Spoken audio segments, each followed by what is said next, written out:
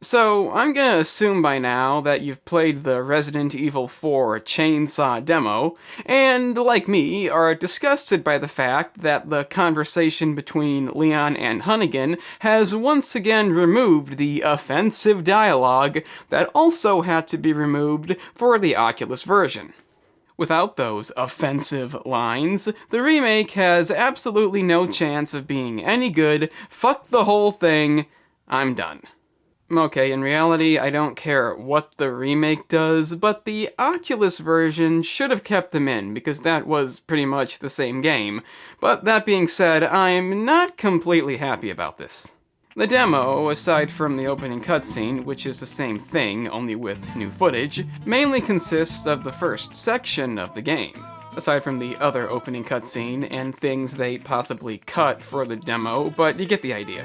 I know it's way too early to be making definitive opinions on this, so I won't do that, but a couple of things did catch my attention.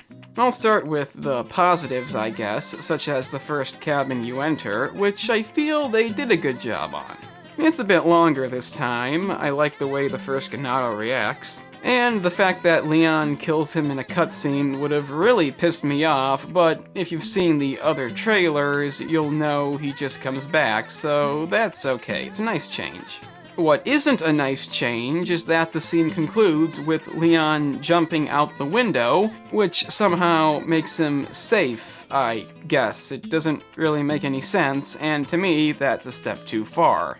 I wasn't complaining at the time due to my lack of ammo, but that's another thing. You seem to have a lot less ammo. It could just be for the demo, who knows, but I do prefer the game stay the way it is because if a lack of ammo is gonna be a thing, a lot of sections are gonna have to be changed quite drastically. Such as the chainsaw fight itself. It's mostly the same, but killing Dr. Salvatore didn't exactly seem as easy. I'll admit I could be wrong, I'm gonna wait for the full game to find out, but it's interesting to note that the second chainsaw guy isn't there. In the original, it was possible to fight two of them to get extra money, and I really hope this game allows that too, because if it doesn't, that's just a step down. Oddly enough, aside from that, it's pretty much the exact same thing, aside from the inclusion of an annoying bear trap. Obviously, the cutscene is seamless this time, and the line, "Where's everybody going, bingo?" is thankfully still kept in. Well, that's the important thing. The part when Salvatore is dicing up the scaffolding doesn't happen here, but again, who knows, maybe you have to make it happen. Maybe it'll be in the full game, we'll have to see. Other differences include witnessing the cop being burned alive, not sure if I like that or not, and I did notice that stealth is an option. Unfortunately, I fucked it up, but it's there. That being said, the walk to the village is a bit shorter, and that's when I noticed the two things I didn't like. 1. No wolf.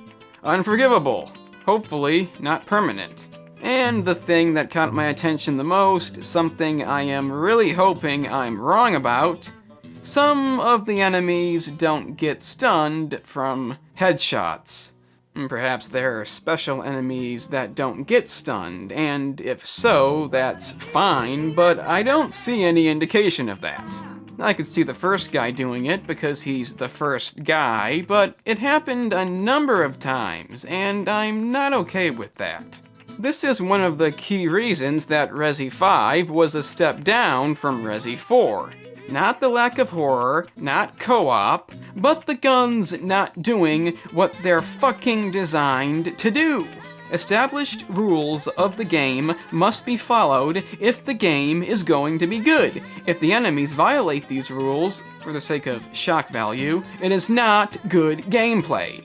Granted, in Resi 5, it was about the shotgun not having a big enough impact, and Chainsaw Guy taking way too many hits to be stunned, and I know that is the way the game was designed, but it's a step down, and if you don't agree, you don't know what good design is. So if Resi 4 has gone as far as to not have enemies respond to headshots, then the game is by default not as good.